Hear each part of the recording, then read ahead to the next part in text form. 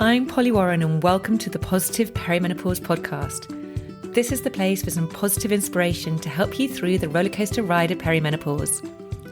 I truly believe that with the right support, knowledge and wellness tools, you can feel your best yet, because I'm learning this life phase can be a truly exciting and often pivotal time of life. With every episode, my mission is to support and empower you to own your menopause, because it's time to start taking care of the most important person, and yes, that's you. So thank you for being here and sharing your time with me. Now let's dive in. Hello and welcome back to the podcast. How are you doing? I hope you've had a fantastic week. This week was very exciting for me because it was the first week of my group program, new group program called Simply Peri.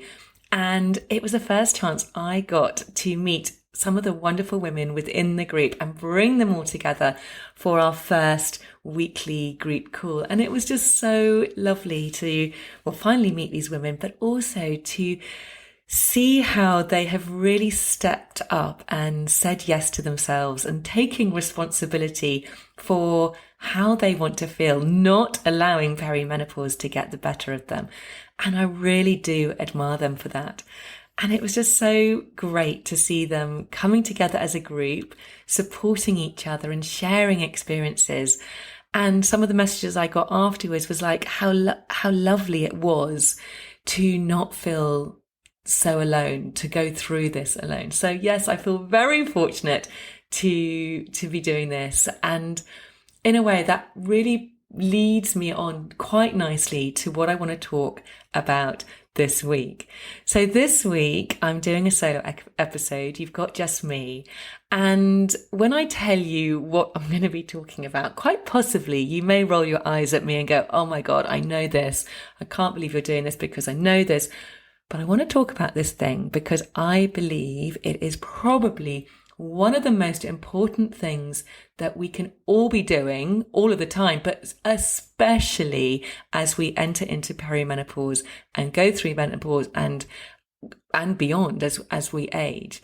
And that thing is all about putting yourself first, about prioritizing your own needs before all the other things that we have to do. And this is something I know that we all find, most of us find really, really, really difficult. We know it, but we don't necessarily do it. So we're going to be talking about some of those reasons why, and then I'm going to also be kind of hopefully providing you with some practical ways forward so that you can make this just part of what you do. I know at midlife, it is super easy to get lost in the chaos of juggling work, family, so many commitments. And often this leaves you and your needs right at the bottom of the list. And often that means neglecting your own needs. And perhaps up until now, you've got away with doing that. And unfortunately, when perimenopause comes knocking, when we're thrust into that sea of change physically, emotionally, and hormonally, the demands of life don't pause. They don't allow us to really take time for ourselves at this stage whilst we're coping with all of those changes. We just have to get on with it. And what happens is we often end up just struggling on, trying to do it all while simultaneously trying to cope with all that perimenopause brings as well. And unsurprisingly, we end up completely frazzled, completely burnt out, and then we become really shouty, irritable, emotional, basically a big hot mess. And then not to mention as well the stress of it all, which exacerbates our perimenopause symptoms. I've done a whole episode on the impact of stress on perimenopause and menopause. So if you want to know more about that, go to episode 61 because it is a massive part of symptom management and helping us to really thrive at this stage of life. I know personally how miserable and easily irritated I am when I'm not honouring my own needs and my own priorities. I know that everyone around me gets a really not very good version of me. And that's rubbish, not just for me, but for them as well. It really isn't good. And as much as we love the people around us, we're not being quote unquote good when we put others first if it's at our own expense. If we're doing it to the point where we feel totally depleted and really kind of empty and numb, then we've gone too far and we're not doing the people we love a service. We're basically cheating them out of the best version of ourselves and cheating ourselves out of the best version of ourselves. Everyone around us, the people we love the most, are getting a C or D version of us, and that is no good. Wouldn't it be great if we could bring our A game to not just the people we love, but to every aspect of our life, to our work, to our health? Imagine the ripple effects that could have. Because when you're depleted, exhausted, overworked, overcommitted, no one benefits.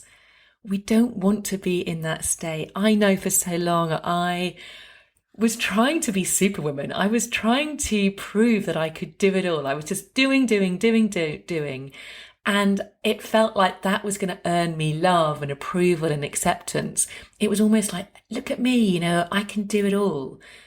You can do that, but at some point, part of you is going to rebel and just say, I've given everything to everyone else for years and now it's my time. And to be honest, perimenopause often lifts the veil on those feelings. And that's when the rage comes and you can lose your shit at the smallest things. That's when you snap. And also, obviously, it's really not very good for your health. I remember it really was like sometimes a volcano erupting. I'd not say anything to anybody about how things were really getting on top of me, how pissed off I was that I had to do everything on my own, the washing, the cooking, the food shopping, the homework, the taxiing of everybody, the WhatsApp groups, all of it. And all these things I was just doing. And they'd all bubble up. All these little annoyances would bubble up inside me. And then all it would take would be for a comment, even maybe from one of the kids about, oh, what have you done all day, mum? And that'd be it. I'd completely and utterly explode. That rage would come. And I just want to say, you don't have to get to that point. Although some of you might well be at that point, and that's okay too. But you get to make the choice wherever you are so that you don't end up depleted and a walking dead version of yourself who is like a volcano erupting. That is not what we want. So we know and understand that prioritizing ourselves and making time for self-care are essential to mitigate those explosions and also for managing the symptoms and emotional challenges that perimenopause brings up. And when I say self-care, it's not just about pampering yourself here and there. It's about ensuring you have the physical and emotional resources to thrive. It's about doing the things which are going to nourish your mind, your body, your soul. So for me, that looks like time to move my body. That is so important to me, to keep it strong, to spend some time alone, to breathe, to meditate. I know I need time on my own and on my own personal growth, whether that's listening to a podcast or reading books, speaking to mentors or coaches or going to retreats or wellness days. All of this fuels me and gives me energy. It resources me and really nourishes my mind, body and soul and enables me to show up as the person I really want to be. I know I'm still very much work in progress, as we all are, but I also know and recognize now that for many years, I think I was just very stagnant. I was just simply going through the motions of life, trudging through, finding things tricky, finding it just quite unfulfilling. And I would often just look forward to the end of the day when I could zone out watching TV, or when I could have a drink and have a few glasses of wine just to sort of numb it. And that is because for so long I was giving everything to everyone else, leaving myself unresourced, not focusing on what I needed. So I was running on empty and needing to numb out, which obviously feels momentarily, it makes you feel so much better, but actually in the long run, it makes you feel so much worse. So self-care is going to look different for everyone. You know, for you, it might be a walk, a trip to the gym, a swim, a cold plunge, meeting a friend for a coffee, whatever it is. It might simply just be sitting in silence, staring out of the window. The most important thing, and I'm going to just say this one more time, is that it resources you. It fuels you. It fills you up. It makes you feel good. And of course, it keeps you healthy and well as you age, so you can live a really long and vibrant life.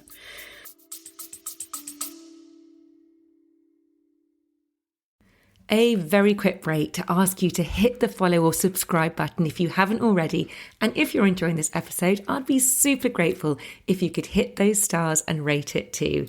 Thank you.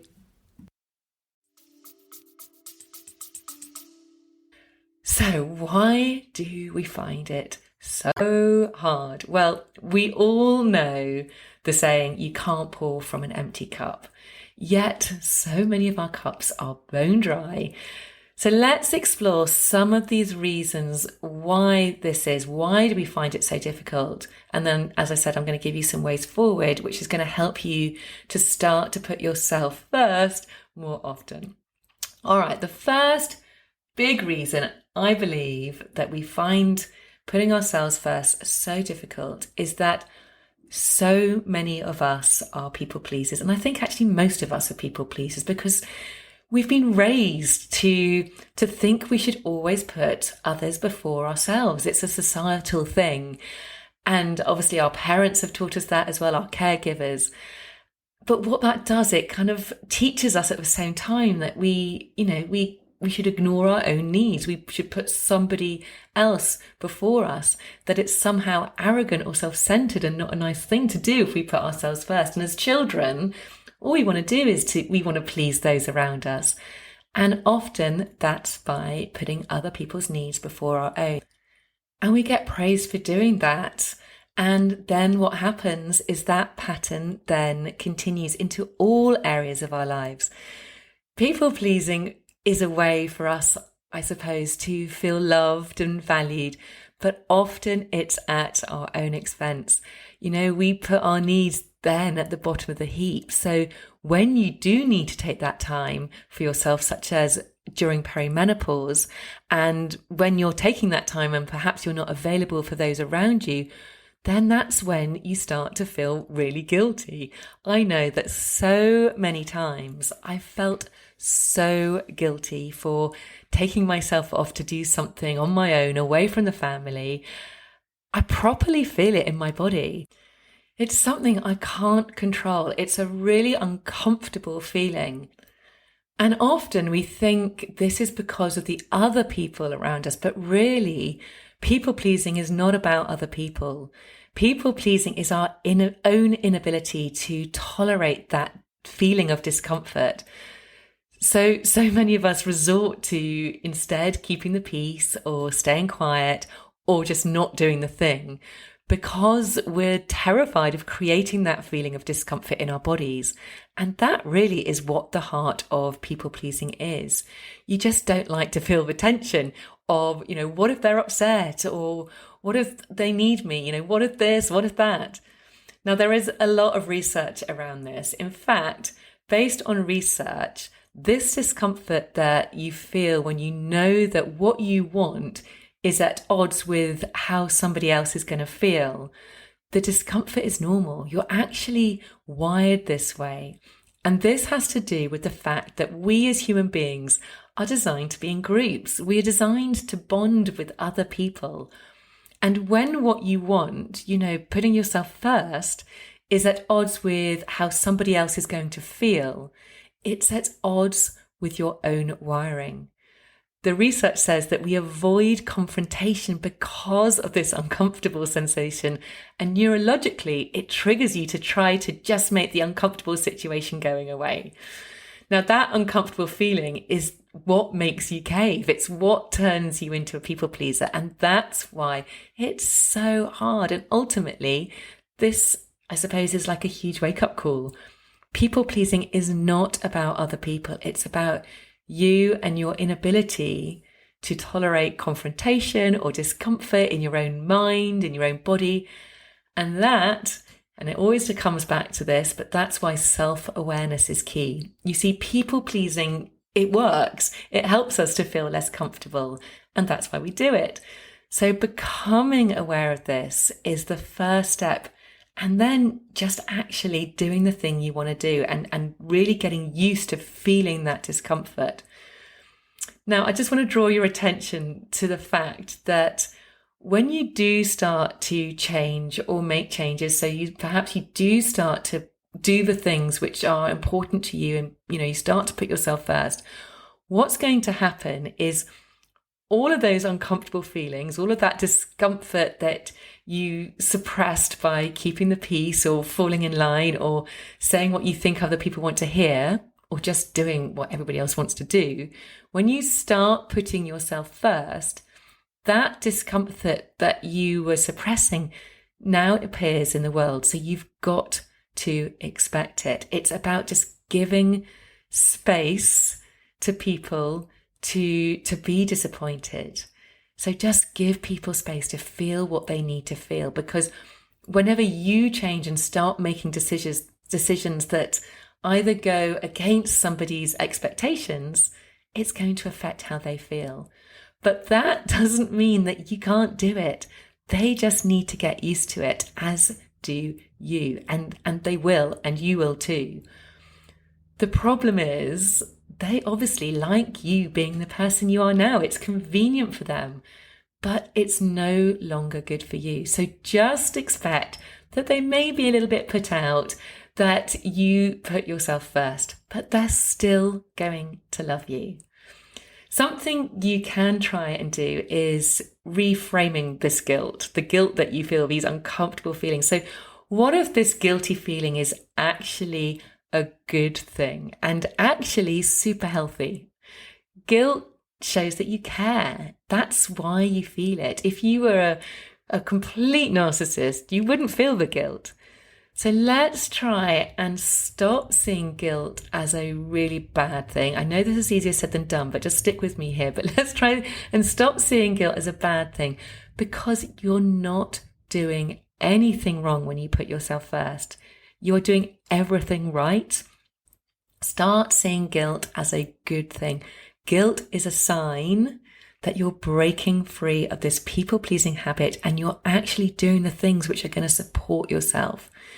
You feel guilty because putting yourself first is just a new feeling.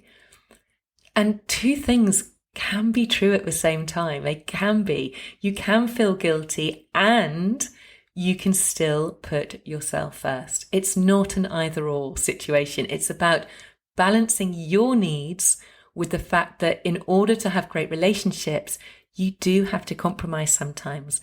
And in order for you to have the life that you want and to feel the way you want to feel, you are going to disappoint people that you love sometimes.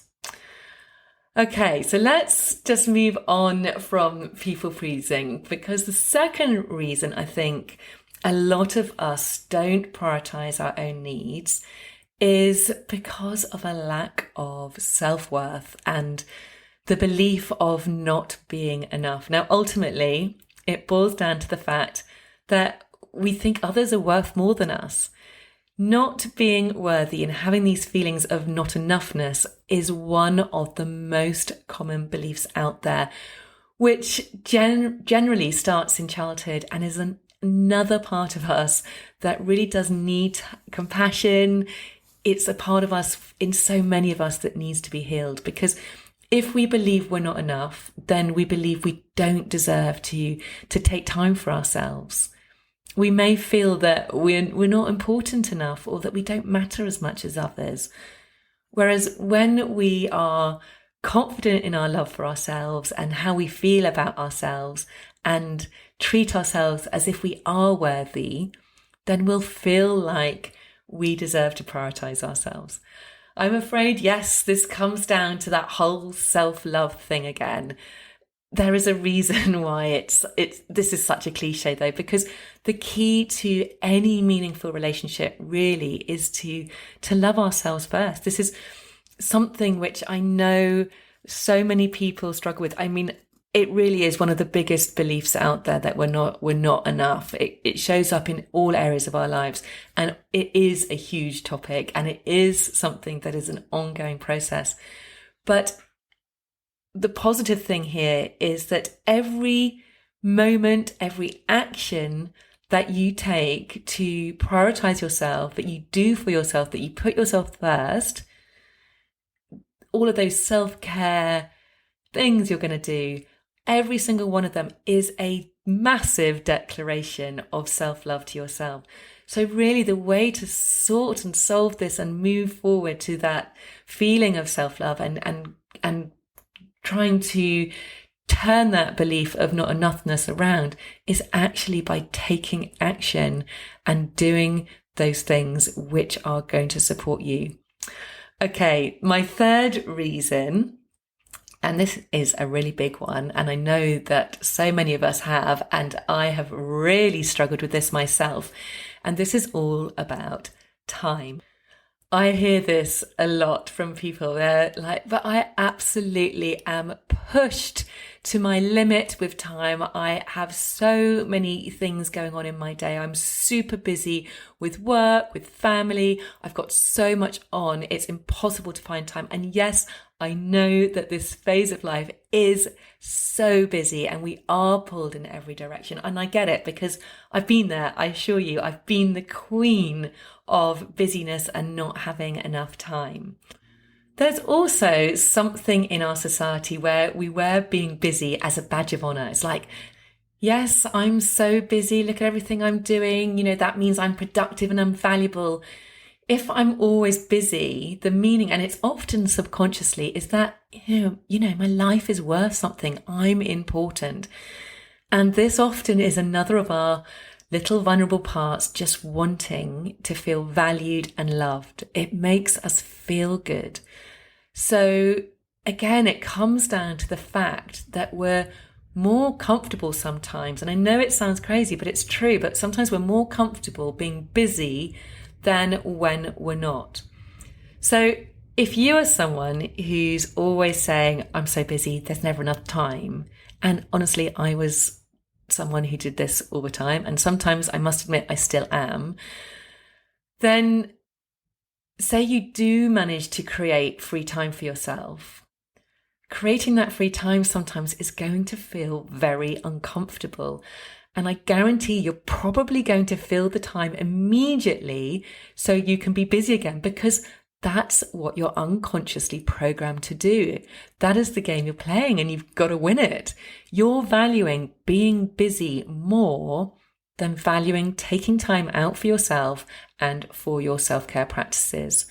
You're probably more comfortable with busyness and distractions than you are with calm and taking time out for yourself. And probably this is also because this is all you've known for a long, long time, and it feels normal to you, your brain and your body. Remember, the body and the brain, sometimes when there's change, it kind of feels threatened. It feels like its survival is threatened. So instead, can you ask yourself, this is a moment of reflection, you know, what do I truly want to experience? Do I want to experience the calmness and all the health benefits of putting myself first?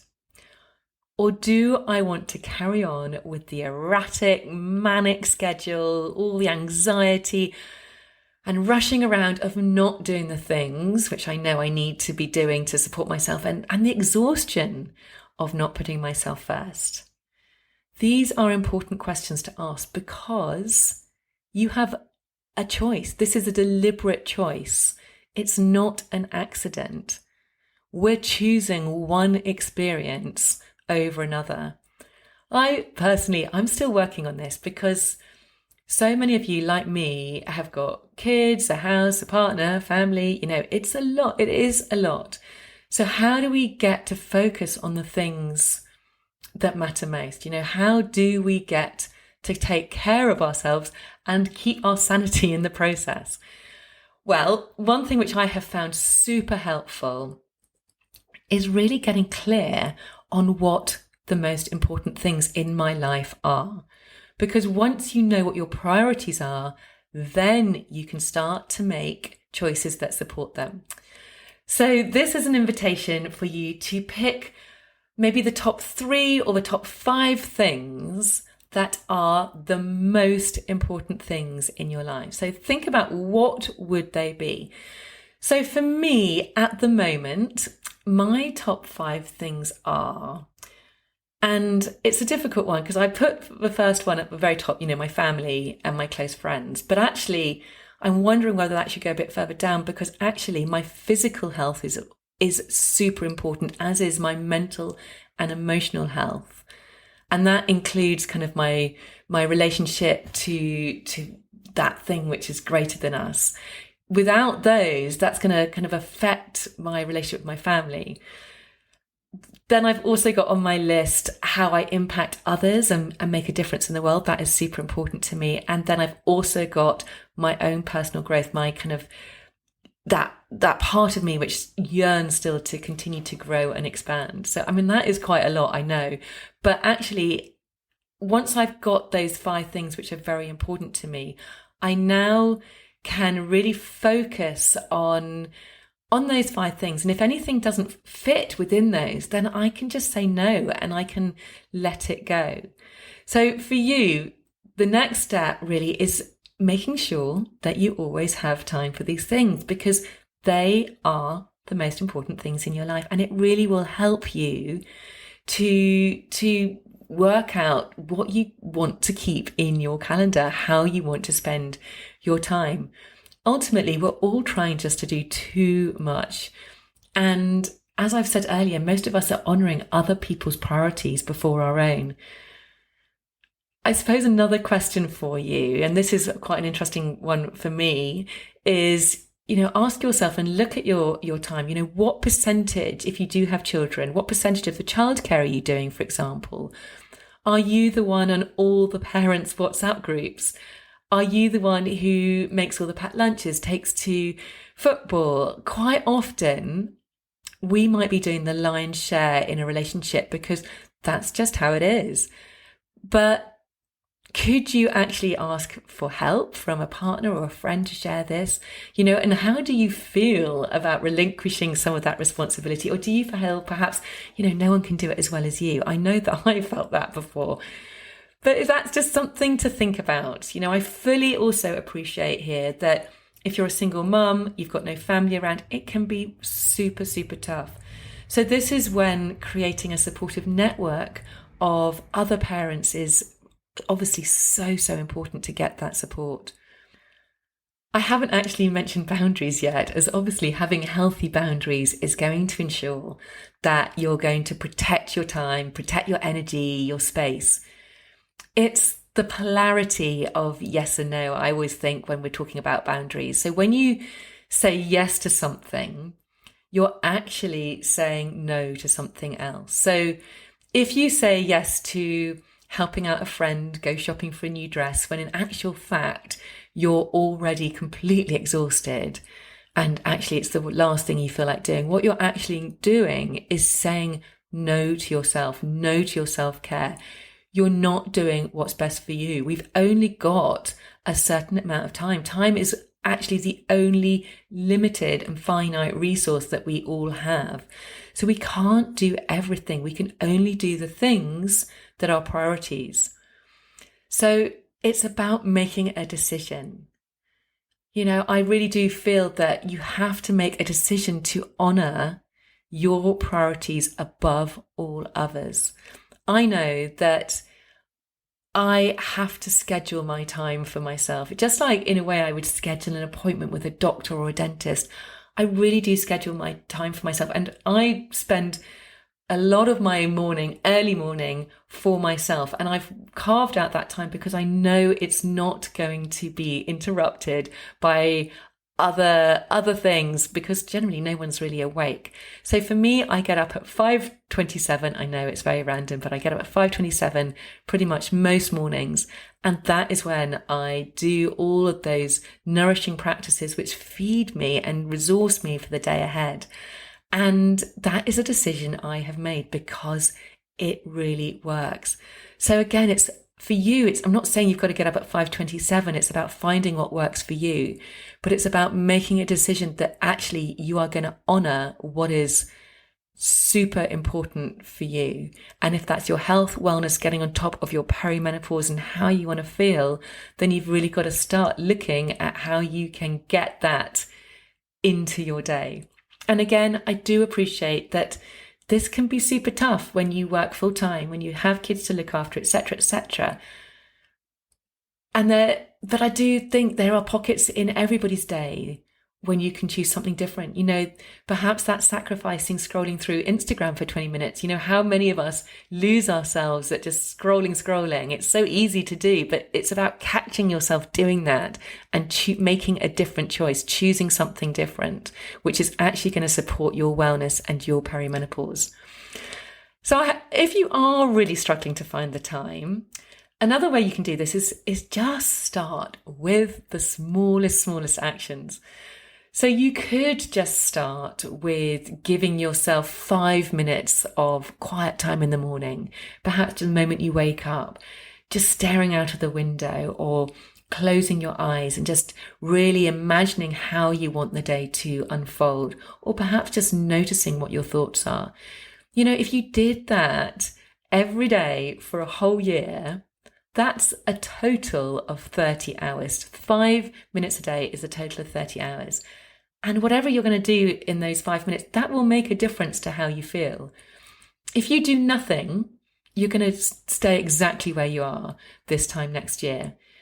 If you do even the smallest thing, even 5 minutes, something will shift in a year. You will have done 30 hours more of something in this year. That's the equivalent of a day and a night of doing something.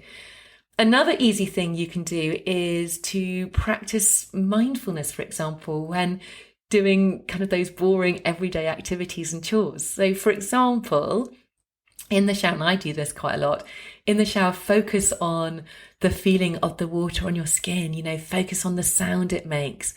You can also get the benefits of cold water in the shower. So I pretty much every shower at the very end, just for a couple of minutes, I turn it down onto cold and I breathe and I kind of build my resilience by really getting comfortable with that uncomfortable feeling.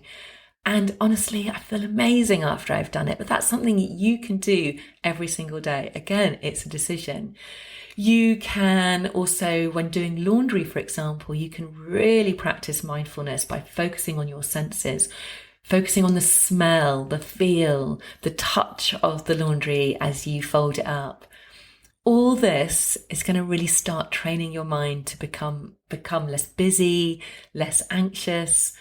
Another thing I do, I'm bringing out all the tips here of things which I do. Another thing you do when you clean your teeth, when you brush your teeth in the morning and the evening, quite often I'll stand and balance on one leg, because balance is something which we really need to keep working on as we get older. And if you can balance on one leg just for 2 minutes whilst you're cleaning your teeth, that's going to strengthen your muscles. It's going to be so beneficial for you.